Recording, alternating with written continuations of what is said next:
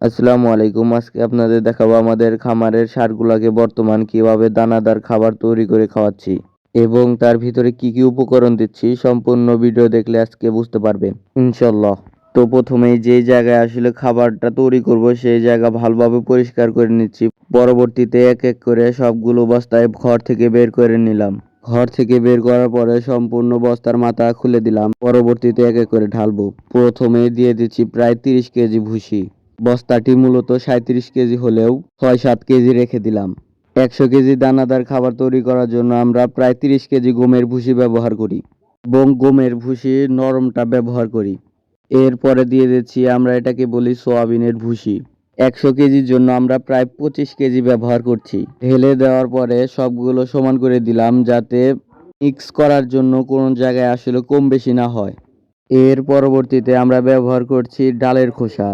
আসলে অনেক ডালের খোসাই বাজারে পাওয়া যায়, কিন্তু আমরা এই খাবারের জন্য ব্যবহার করি মুগের ডালের খোসা। একে আমরা সাধারণত অ্যাঙ্কার বলে থাকি।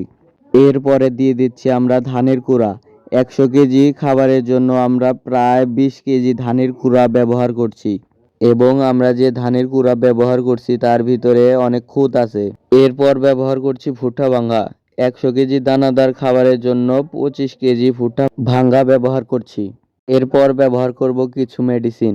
আমরা প্রায় 100 কেজি দানাদার খাবারের জন্য D2 প্লাস 2 কেজি ব্যবহার করছি। ডিসিপি প্লাসই ব্যবহার করতাম, কিন্তু আমাদের এখানে ডিসিপি প্লাসের কোনো সাপ্লাই নেই। তার কারণে ডিসিপি প্লাসের পরিবর্তে D2 প্লাস ব্যবহার করছি।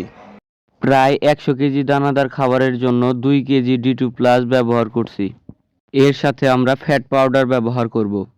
বাজারে অনেক ধরনের ফ্যাট পাউডার পাওয়া যায়। আমরা ফ্যাট পাউডারের জন্য ব্যবহার করছি ওরিফ্যাট। তার সাথে ব্যবহার করছি জিঙ্ক আমরা এই জন্য ব্যবহার করছি যে জিঙ্ক খেলে আসলে গরুর মুখে অনেক রুচি আসে।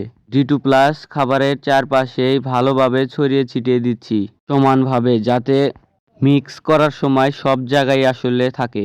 এরপর আমরা 100 কেজি দানাদার খাবারের জন্য ব্যবহার করছি প্রায় 2 কেজির মতো খাইসোটা। আলহামদুলিল্লাহ, খাইসোটা দেওয়ার কারণে আমাদের এ পর্যন্ত গরুর বদ হজম হয়নি। গাভীগুলার হয়, কিন্তু ষাঁড়গুলার এ পর্যন্ত কোনোদিন বদ হজম হয়নি। খাইসোটাও খাবারের চারপাশে ডিপি প্লাসের মতো ছড়িয়ে ছিটিয়ে দিচ্ছিলাম যাতে চারপাশে সমানভাবে পড়ে। এখন অনেকেরই চিন্তা থাকতে পারে যে ভাই, আপনারা কি শুধু এগুলাই খাওয়ান?